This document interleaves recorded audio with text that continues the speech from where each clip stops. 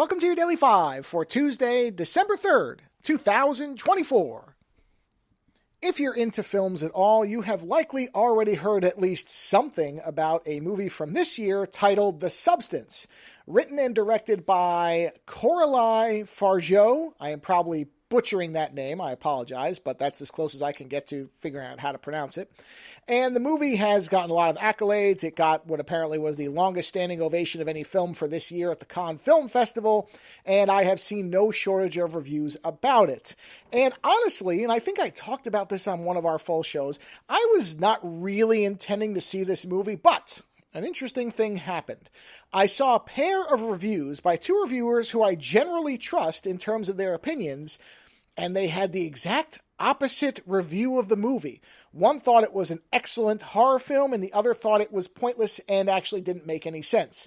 And I thought, when I see differing opinions, especially from people I trust, that really gets me interested. Anybody who's listened for a while already knows that. So sure enough, it just so happened, I didn't know this at first, I went to look up where it was playing, and it's on Amazon to rent for a absurdly cheap price, $7.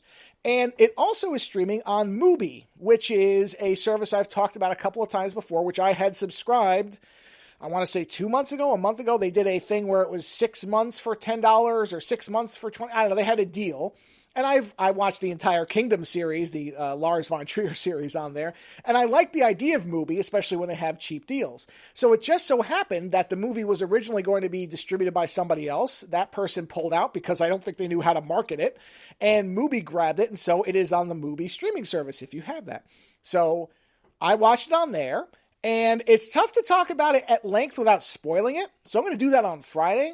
But the short version of the movie, in terms of my review of it is a stellar, expertly crafted body horror film that has a clear message, at least one, but also for some people will probably not be something they make it through for a number of reasons. The primary ones being, if you go into a movie and you need a good reason for everything that happens to be happening, you're not really going to find it on the surface. Now, if you want to get into metaphor and what the film might be standing in for or commenting on, then, like a lot of Lynch films, you can find that. But on its surface, what happens in the movie doesn't really make any sense. And the movie does not go out of its way to explain much either, which I think is going to bother some people. I read a number of reviews where people said that there were walkouts in the theater when this was being shown.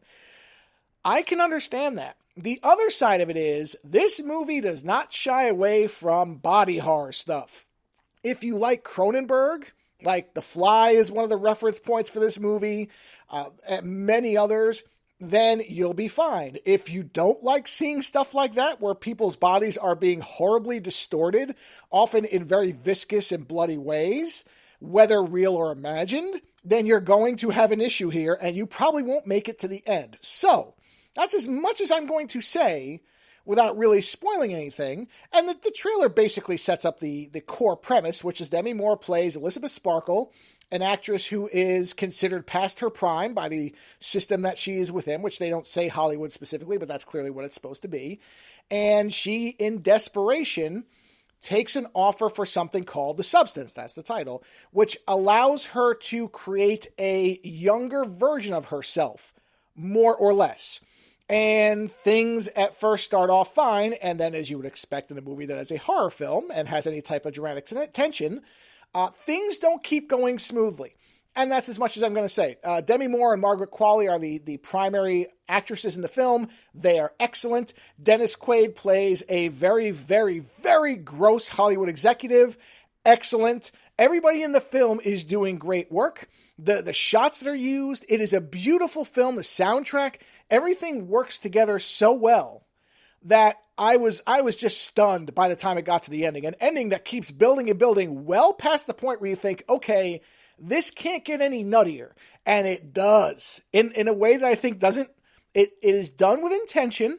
It has a great ending. For some people, it was too much. I don't think it was too much at all. I know, I understand what was being conveyed, but this is a movie where you're either going to love it or hate it, because if you get on board with what it is, it's a great film. If you don't bother. You're not going to be anywhere near this. So I loved it. I'll talk about it more on Friday. Later.